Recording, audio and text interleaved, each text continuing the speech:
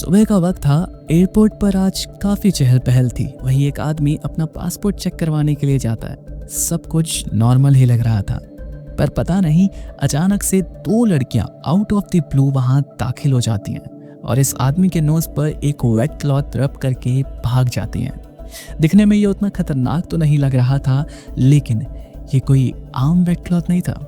इसमें कुछ ऐसे केमिकल्स थे जो किसी भी इंसान को मिनटों में ख़त्म कर सकते हैं और विद इन फ्यू मिनट्स वो इंसान हॉस्पिटल जाते जाते अपना दम तोड़ देता है और ऐसे अंजाम दिया जाता है दुनिया के one of the famous assassination को।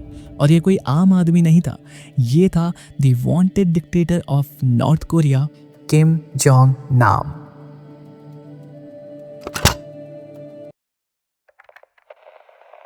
The shocking assassination of Kim Jong-nam carried out with the deadly VX nerve agent has stunned the world.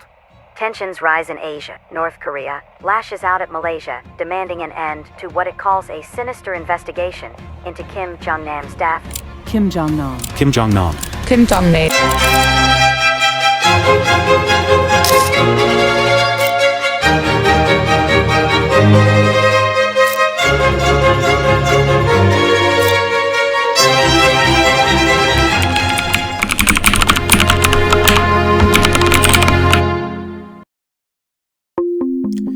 ये कहानी की शुरुआत होती है 1960s में, जब नॉर्थ कोरिया का भविष्य एक नया मोड़ ले रहा था। किम इल संग नॉर्थ कोरिया का सबसे पहला डिक्टेटर था और वो अपनी गद्दी अपने बेटे किम जोंग इल को दे रहा था।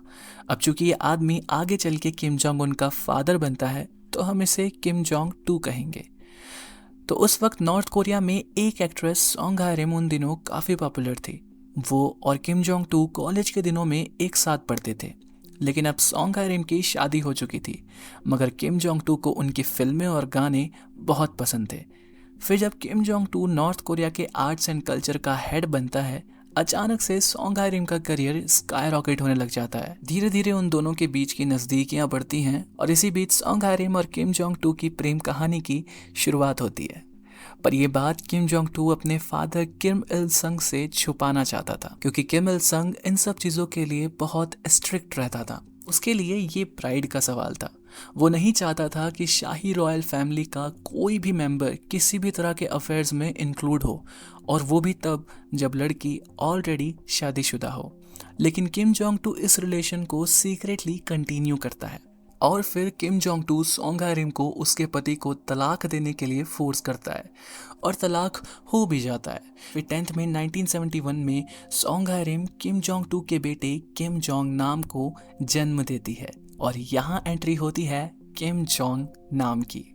किम जोंग 2 इसे सबसे छुपा कर रखना चाहता था, इसलिए वो किम जोंग नाम को उसकी नानी के पास भेज देता है। वहाँ उसे होम ट्यूशन दी जाती है, उसे किसी भी चीज़ की तकलीफ ना हो इसका पूरा ख्याल रखा जाता है। किम जोंग नाम अपनी बैचलर्स मॉस्को और मास्टर्स स्विट्ज़रलैंड से कंप्लीट करता है।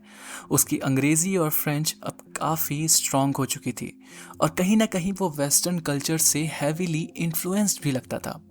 उसे 1980s में नॉर्थ कोरिया वापस लाया जाता है, पर वो काफ़ी नाखुश सा लगता था, क्योंकि उसे नॉर्थ कोरिया काफ़ी स्ट्रिक्ट लगता था एज़ कम्पेयर टू यूरोप, जो कि उसकी नज़र में कहीं गुना बेहतर था। क्योंकि वो पढ़ा लिखा था, उसे 1998 में नॉर्थ कोरिया की मिनिस्ट्री ऑफ पब्लिक सिक्योरिटी में एक सीनियर पोजीशन दी जाती है, जो कि देश की सारी इंटरनल सिक्योरिटीज़ को हैंडल करती है। जैसे इंडिया में CRPF और NSG होते हैं ना, ठीक वैसे ही सब कुछ अभी तक किम की लाइफ में ठीक ही दिख रहा होता है। लेकिन तभी 2001 से शुरू होते हैं कुछ ऐसे इंसिडेंट जो नॉर्थ कोरिया की पॉलिटिक्स को 360 डिग्री के एंगल से मोड़ देते हैं। ऐसा क्या हुआ था जो नॉर्थ कोरिया का होने वाला तानाशाह अपने ही देश छोड़ने पर मजबूर हो जाता है?